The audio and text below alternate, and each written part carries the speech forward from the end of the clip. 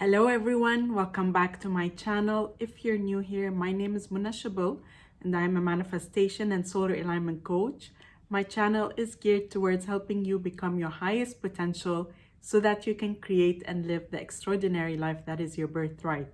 In today's video, I'll be talking about how to ignore the 3D reality. But before we get started, just a reminder that I have daily email coaching advice that you can receive straight into your inbox every single day so that you always remain on top of manifesting and never ever forget your power. I always share advice, tips, and reminders that will keep you motivated and focused in the right direction. If you want to sign up for that, you can find the information on daily.munashable.com, and you can also find the link in the description below. And also, please do not forget that I offer both email and video coaching. So if you need help in manifesting any of your desires, you can definitely check out all my coaching options. They are in the description below. And please do not forget to subscribe to my channel and hit the bell icon in order to receive a notification anytime I upload a new video. When it comes to ignoring 3D reality, a lot of people say, how do you ignore the 3D when it's in your face? Now, usually when you find difficulty in ignoring the 3D reality, it means you need to choose a practice and stick with it. It's a form of a routine, right? Like with practice, you will start to not care. You will start to not care about your 3D. Now, if you have been doing and sticking to a technique, you might say, well, Mona, I've really been sticking with it and I still can't ignore 3D reality. Then it means that you are doing the technique as a checklist. Oh, let me affirm for a few minutes and then I'll check my phone to see if my SP contacted me. It's not like that. Because searching for evidence, what's happening is you're affirming or you're visualizing, you're doing the technique, but then you're switching back to the identity of the person who does not have by searching in 3D. This is the thing. When you are doing the practices and committing to them, you are already that person. But then when you, out of pure habit, go and look for something in 3D, then you're going back into the old identity of the person who is in lack, of the person who does not have. You want to be in the identity of the person who has, and the person in the identity who has is not concerned with 3D. You just can't be. You can't be in that space and be bothered by 3D. They're two different states. Doesn't work. But what's happening out of pure habit, you're going back and you're searching in 3D because that's what you're practiced in doing. So you're going back and forth. You're not in the dominant state of having. Now, I spoke about a practice that really helps you ignore 3D.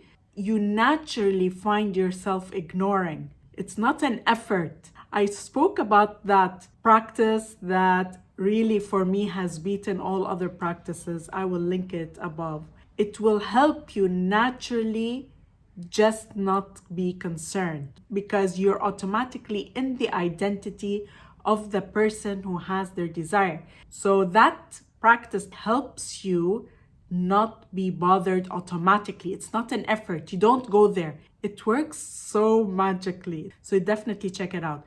The final thing you can do is when you're finding it immensely hard to ignore 3D, it means you are highly triggered.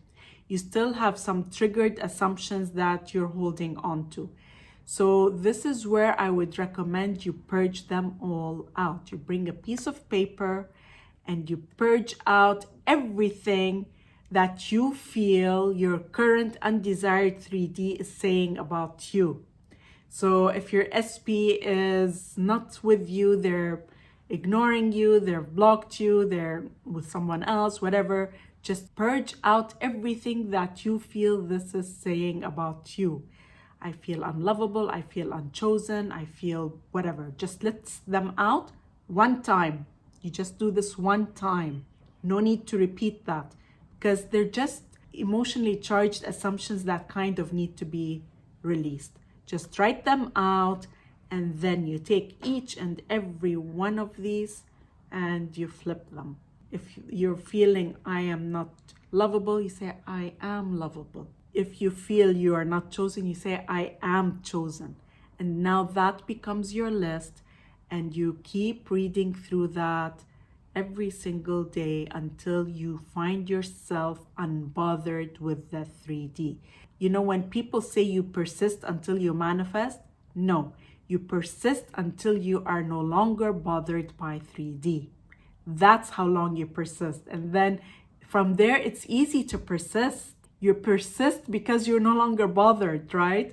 This should be what the key message is. You persist until you are no longer bothered by the 3D, because once you claim the identity of the person who has, so the person who is in a beautiful, loving relationship with their SP, they have different beliefs, thoughts, emotions, and actions than someone who is in lack, the person who doesn't have their SP. They have a whole set of different beliefs, thoughts, emotions, and actions, and a different physical reality that matches that.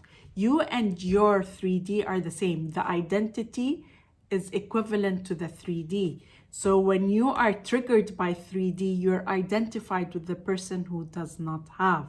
Otherwise, you would not be triggered. When dominantly you are in a space of having, which you do through repetition, repeating, whether it's a visualization exercise, whether it's affirmations, whatever, journaling, scripting, it will become dominant. And then you will hold that identity. And when you hold that identity, you become dominantly identified with it. The manifestation has to come in. When you are in the state of the wish fulfilled, you are unconcerned with 3D. I hope that this is a good reminder to you that so long as you are being bothered and concerned with 3D, it means you are not committed to the practice, or you have some highly triggering assumptions within you that need to be released, and then you persist. That's it. That's all you need to do. I hope you liked this video. If you did, then please like, comment, and share, and I look forward to seeing you again in the next video.